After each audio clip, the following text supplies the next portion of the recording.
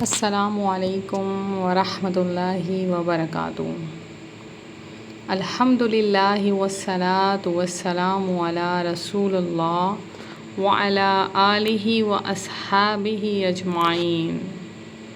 میرے عزیز بھائیوں اور میری پیاری بہنوں، آج ہم جس موضوع پر گفتگو کرنے جا رہے ہیں وہ موضوع ہر دور میں انسان کے لیے ایک بڑا امتحان رہا ہے، اور وہ ہے جادو اور حسد۔ یہ دو ایسی بلائیں ہیں جو انسان کی زندگی کو اجیرن کر دیتی ہیں۔ حسد دلوں کو جلا دیتا ہے اور جادو گھروں کو برباد کر دیتا ہے۔ قرآن مجید میں اللہ تبارک و تعالی نے فرمایا ہے، ام یحسدون الناس علی ما آتاہم اللہ من فضلہ، کیا یہ لوگ دوسروں پر حسد کرتے ہیں اس پر جو اللہ نے اپنے فضل سے انہیں دیا؟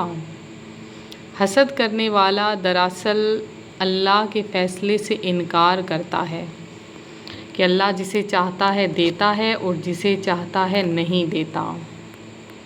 میرے بھائیوں اور بہنوں، حسد وہ بیماری ہے جس نے سب سے پہلے شیطان کو برباد کیا۔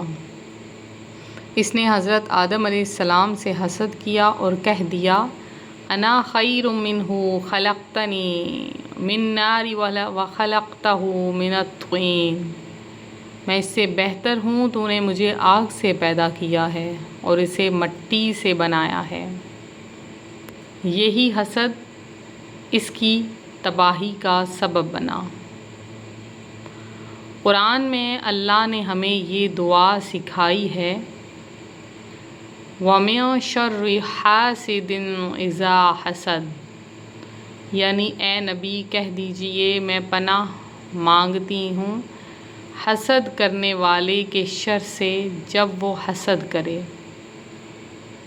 اس سے معلوم ہوا کہ حسد کا شر حقیقت ہے اور یہ انسان کی زندگی کو نقصان پہنچاتا ہے۔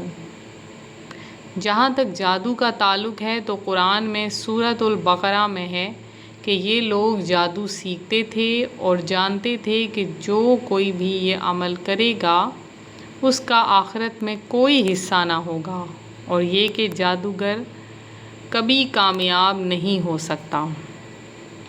تو میرے عزیزو، نبی کریم صلی اللہ علیہ وآلہ وسلم نے فرمایا کہ تم حسد سے بچو، کیونکہ حسد نیکیوں کو اس طرح کھا جاتا ہے جیسے آگ لکڑی کو کھا جاتی ہے۔ اب سوچئے ذرا، اگر ہم پر کوئی حسد کرے یا جادو کرے تو ہمیں کیا کرنا چاہیے؟ کیا ہم اندھیروں میں ڈوبے رہیں؟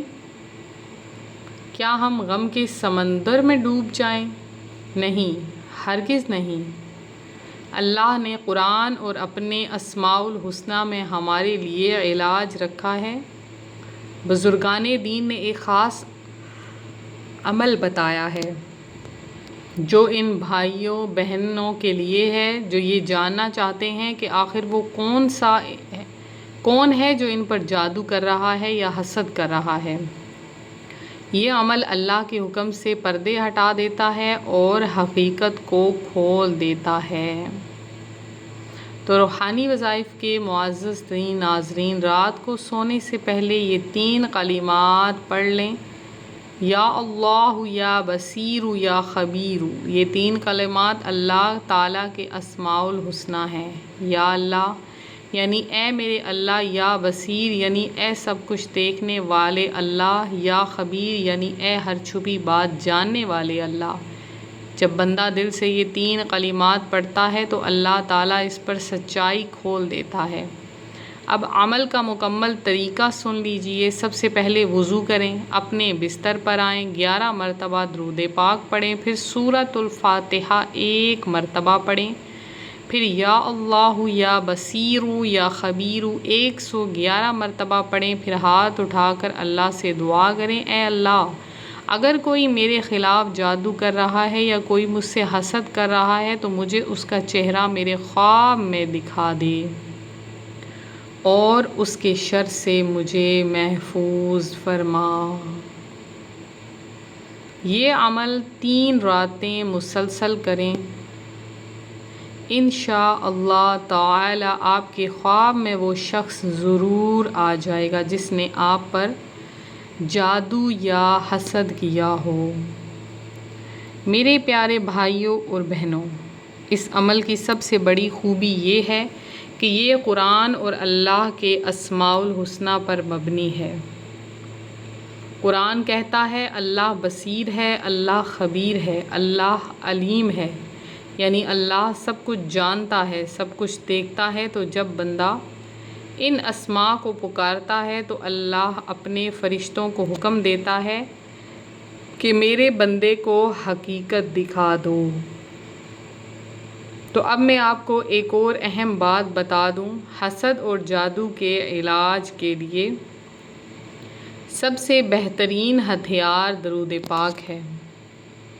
نبی کریم صلی اللہ علیہ وآلہ وسلم پر درود پاک پڑھنا ایسی ڈھال ہے جو ہر آفت کو روک دیتی ہے۔